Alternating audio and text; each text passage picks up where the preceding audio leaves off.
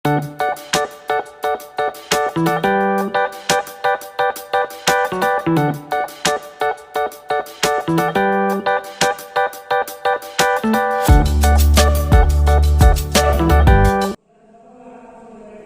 छोटू, school से आ गए? हाँ, तो आज क्या क्या होमवर्क मिला था आपको? और टीचर ने रेड पेन से मेरे कॉपी में कुछ लिखा। क्या लिखा? क्या क्या लाए हो कॉपी में, बताओ। लो मेरा कॉपी लो और लीजिए, आप मेरा कॉपी खुद से देख लीजिए। अरे तुम्हें तो बहुत अच्छा शब्द लिखने के लिए बोला गया। अच्छा ये बताओ कि इस कॉपी में ऊपर में क्या लिखा हुआ है? HW। HW को क्या कहते हैं? HW क्या होता है पता नहीं, लेकिन मेरे से टीचर ने बताया कि ये घर से करके लाना। तो घर का मतलब होता है, घर का संस्कृत वर्ड होता है गृह और कार्य।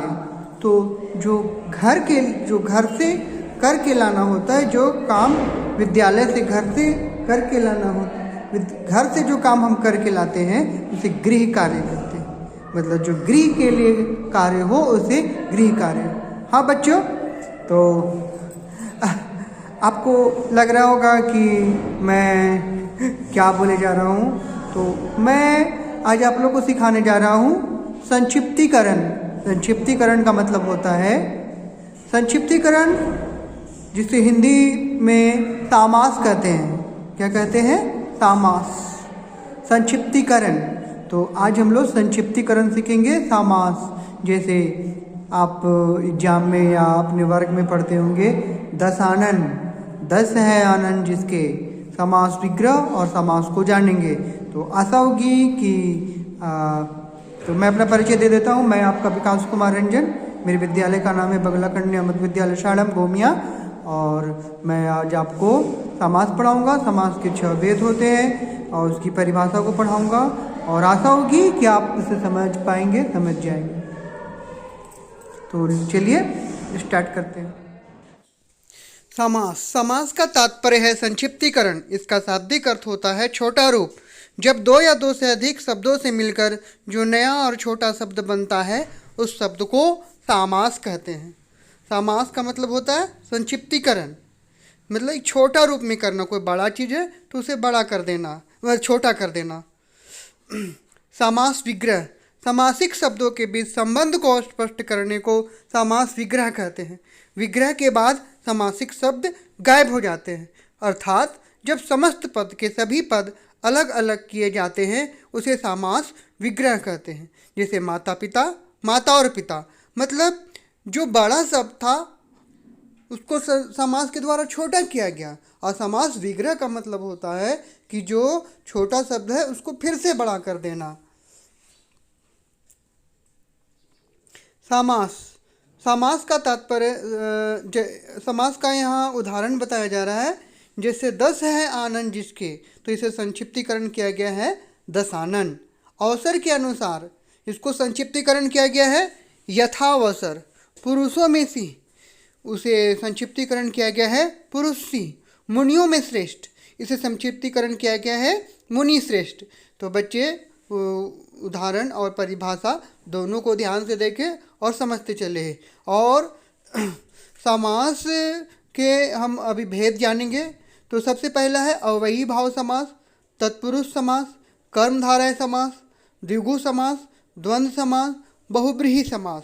तो बच्चों समास के भेद और उदाहरण का ये बहुत बड़ा चैप्टर है। तो मैं बहुत आपकी क्लास के लेवल के अनुसार ही मैं सबको छोटे छोटे उदाहरणों के साथ और परिभाषाओं के साथ आगे बढ़ूंगा। तो अव्ययी भाव समास, जिस समास का पहला पद प्रधान हो वह अव्यय हो। तो बात यहाँ है अव्यय क्या होता है, तो मैं बता दूंगा। तो आगे चलिए, उसे अव्ययी भाव समास कहते हैं। जैसे यथामिति, मतलब मति के अनुसार, आमरण, मृत्यु कर, इनमें यथा या अव्यय है। कुछ अन्य उदाहरण, आजीवन, जीवन भर, यथाशक्ति, शक्ति के अनुसार, भरपेट, पेट भर, हर रोज, रोज रोज अव्ययी भाव समास की पहचान। इसमें समस्त पद अव्यय बन जाता है, अर्थात समास होने के बाद उसका रूप कभी नहीं बदलता। इसके साथ विभक्ति चिन्ह भी नहीं लगता, जैसे ऊपर के समस्त पद। मतलब कि समस्त पद अव्यय बन जाता है, मतलब कि उसका लिंग पुल्लिंग पर कोई प्रभाव नहीं पड़ता है। तो आइए देखते हैं अव्यय क्या होता है। तो किसी भी भाषा के वे शब्द अव्यय कहलाते हैं जिनके रूप में लिंग, वचन, पुरुष, कारक, काल इत्यादि के कारण कोई विकार उत्पन्न नहीं होता। ऐसे शब्द हर स्थिति में अपने मूल रूप में बने रहते हैं। उदाहरण है हिंदी के अव्यय जब, तब, अभी, उधर, वहाँ, इधर, कब इत्यादि। संस्कृत के अव्यय अद्यय, आज, कृत, कृतः, कहाँ से, किम, कहाँ आदि। तो बच्चों ये अव्यय है और अव्यय का लिंग, वचन, पुरुष, कारक, काल इत्यादि पर कोई विकार उत्पन्न नहीं होता, मतलब किसी तरह का भी परिवर्तन नहीं होता। ऐसे शब्द जो बड़े शब्द भी छोटे शब्द में बदल जाते हैं, अव्यय में बदल जाते हैं, उसे अव्ययी भाव समास कहते हैं। तो फिर से एक बार दोहरा दे रहा हूँ, जिस समास का पहला पद प्रधान हो वह अव्यय है और उसे अव्ययी भाव समास कहते हैं। जैसे यथामति, मति के अनुसार, आमरण, मृत्युकर, इनमें यथा, अति, आ अव्यय है। कुछ अन्य उदाहरण है, इनमें आमरण, आ अव्यय है, आ। और जिस समास का पहला पद प्रधान है आ ही है। तो आजीवन, जीवन भर, यथाशक्ति, शक्ति के अनुसार, भर पेट, पेट भर, हर रोज, रोज, रोज रोज। तो अव्ययी भाव समास की पहचान, इसमें समस्त पद अव्यय बन जाता है, अर्थात समास होने के साथ उसका रूप कभी नहीं बदलता, उसके साथ विभक्ति चिन्ह भी नहीं लगता। अब हम लोग दूसरा जा रहे हैं, तत्पुरुष समास किसे कहते हैं। तो ये अव्यय का ये दूसरा भाग है और इसको हम लोग जानेंगे, तो रेडी हो जाइए। अव्ययी भाग तत्पुरुष समास, और ये बहुत बड़ा भाग है, तो मैं छोटे में ही आगे बढ़ूंगा और आशा होगी कि आप जब जैसे जैसे बड़े क्लास होते जाएंगे आप ग्रामर, हिंदी ग्रामर लेकर आगे बढ़ेंगे।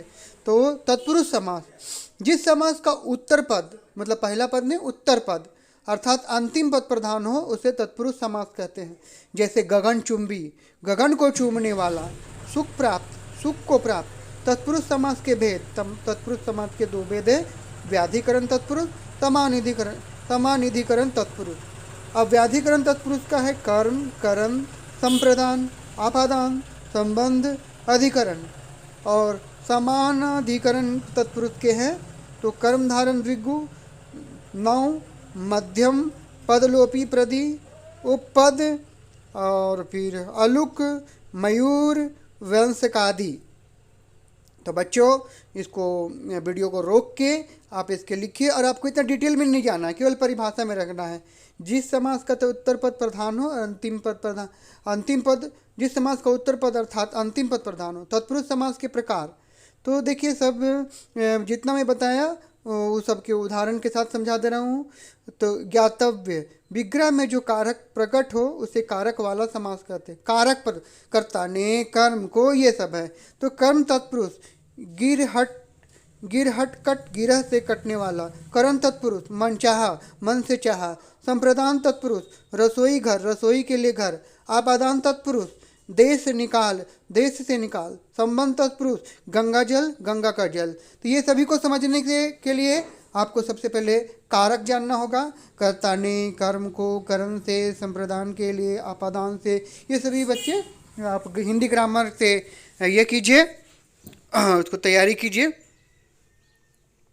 अब है कर्मधारय समास, जिस समास का उत्तर पर प्रधान हो और पूर्व पद व उत्तर पद में विशेषण विशेष्य अर्थात अथवा उपमान उपमेय का संबंध हो, वह कर्मधारय समास कहलाता है। समस्त पद जैसे देह लता, समास विग्रह, देह रूपी लता, नील कमल, नीला कमल, सज्जन, सज्जन।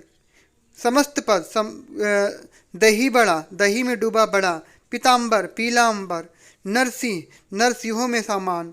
मतलब जिस समास का उत्तर प्रधान हो, पहला नहीं उत्तर पद, और पूर्व पद व उत्तर पद में विशेषण विशेष, मतलब उसकी विशेषता बता रही हो, जो जिसकी विशेषता बता रही हो उसे विशेष कहते हैं। और विशेषण द्विगु समास, जिस समास का पूर्व पद संख्यावाचक विशेषण हो उसे द्विगु समास कहते हैं। इससे समूह अथवा समाहार का बोध होता है। समस्त पद समास विग्रह, त्रिलोक, तीनों लोकों का समाहार, नवग्रह, नौ ग्रहों का समूह, नवरात्र, नवरात्रियों का समूह, अठन्नी, आठ अन्नों का समूह।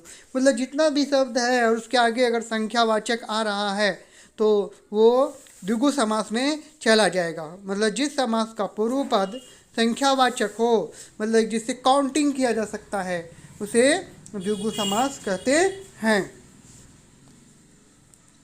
अब है आपका द्वंद्व समास। जिस समास के दोनों पद प्रधान होते हैं तथा विग्रह करने पर अथवा या एवं लगता है द्वंद्व समास। तो जिस समास के दोनों पद प्रधान होते हैं तथा विग्रह करने पर अथवा या एवं लगता है द्वंद्व समास कहलाता है। जैसे पाप पुण्य, पाप और पुण्य, सीताराम, सीता और राम, उच्च नीच, ऊंच और नीच, अन्न जल, अन्न और जल, खरा खोटा, खरा और खोटा, राधा कृष्ण, राधा और कृष्ण।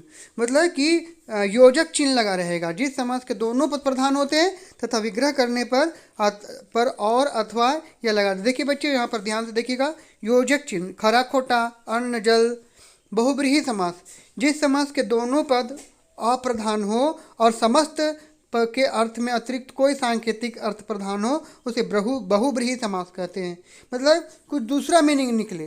जैसे दशानन, दस है हानन, जिसके अर्थात रावण, नीलकंठ, नीला है कंठ जिसका अर्थात शिव, सुलोचना, सुंदर है लोचन जिसके अर्थात मेघनाथ की पत्नी। तो ये बहुब्रीहि समास है। बहुब्रीहि समास है बच्चों, क्योंकि इसका मीनिंग को किसी दूसरे के लिए यहाँ पर बताया जाता है। मतलब जिस समास के दोनों पद अप्रधान हो, दोनों अप्रधान हो, किसके लिए बताया जा रहा है ये नहीं पता होता है, लेकिन मतलब उसका दूसरा अर्थ निकलता है। तो ठीक है बच्चों, मैं वीडियो को रोक रहा हूँ और आशा होगी कि आप इससे लाभान्वित होंगे।